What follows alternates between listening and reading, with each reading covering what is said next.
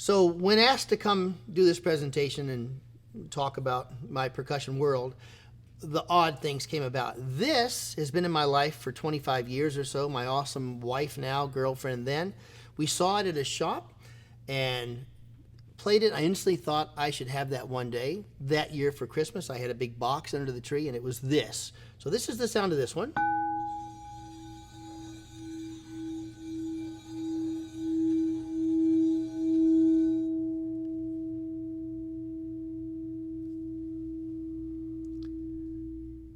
About 10 years ago, I'm in Las Vegas for holiday. My mother-in-law says, would anybody like to go antique shopping? And nobody wanted to take her up on it. Crickets. I said, Trudy, I'll go with you. She said, would you? I said, sure. So I'm bored out of my head at an antique place that's gargantuan in Las Vegas. I go down an aisle and I see something that appeared to be something like this. And I thought, I'll be right back.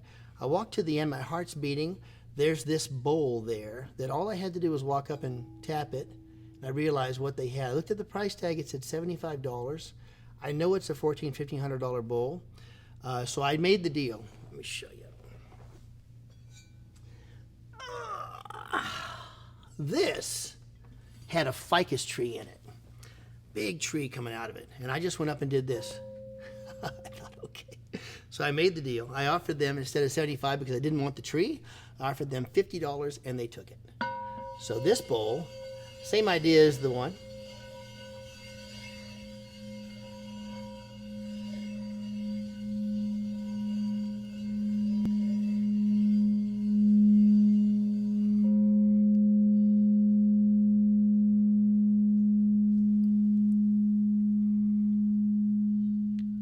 It cost me $150 to get it home safely, but well worth it. Just one of the many things that you don't know where you're going to find your next item you can't possibly live without.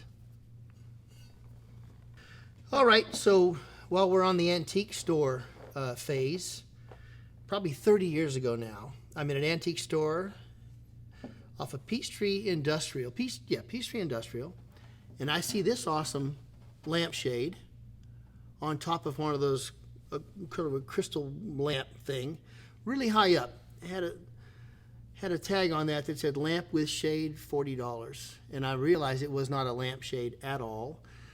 So I talked to the gal. I said, I don't really need the lamp. I have one just like that at home, but I have a busted shade. Is there any way I could get just the shade? She said, well, I hate to separate the two. And I'm thinking, they're not together. So she let me have this for $20. And what I have here is a bendir from Northern Africa. It's got the snares, or what we would call snares there. This is one of those awesome drums. Beautiful workmanship. But you play it up.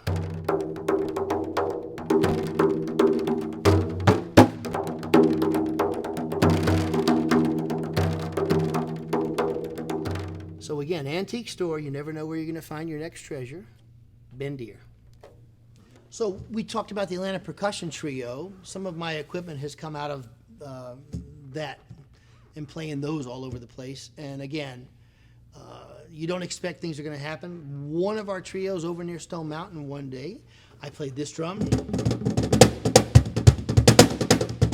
You all know this is a Cajon.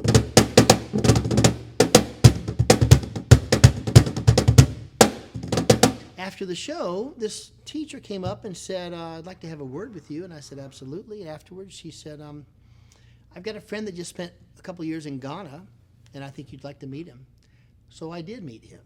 He went over as a photographer, came back as a percussionist, a drummer. And in the course of us talking at a restaurant, I'm speaking about this drum, the Cajon. He's talking about another drum altogether. And as we started sharing ideas, he tells me there's a drum there with a skin head that you sit on. And when I inquired about that drum, he said, well, I brought two home. I could show you. I said, sure. Went to his house, and there were two drums. And the first thing he did was take off his shoes. So I thought maybe those were house rules. So, of course, I took my shoes off. And we sat across from each other on this drum. All the while, I thought he was talking about the Cajon. He was talking about this drum called a gome. From Ghana, I had never heard of one before. I've been playing percussion as we talked since third grade. This drum, skin head, tuned on the inside. And he started playing, and I'm right across from him, so I start playing just like what he...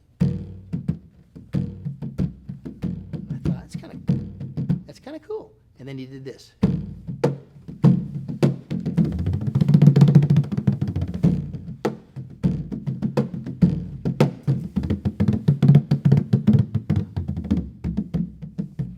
Became a lot cooler.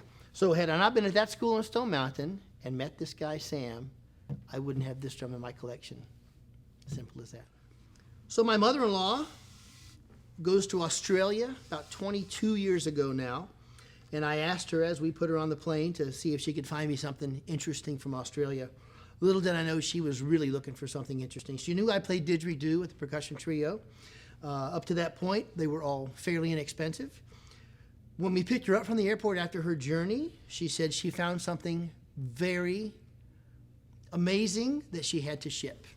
This came by boat 3.5 months later. I get a knock on the door, and this beautiful instrument had arrived from Australia. It took my breath away. This is an authentic didgeridoo from the arid region of the outback. You can tell by the coloring, I understand. Made from bloodwood, very heavy, made by termites. Not the painting, obviously, but the inside is channeled out from termites. It's a beautiful, beautiful instrument signed by the artist whom she met. Duck-billed platypus, and there's the signature. I don't know if you can see it right down here. A low A. I have about a dozen didgeridoos. This is the hardest one to play because it's the lowest. I'll have to get some air into it, and then I'll show you how it sounds.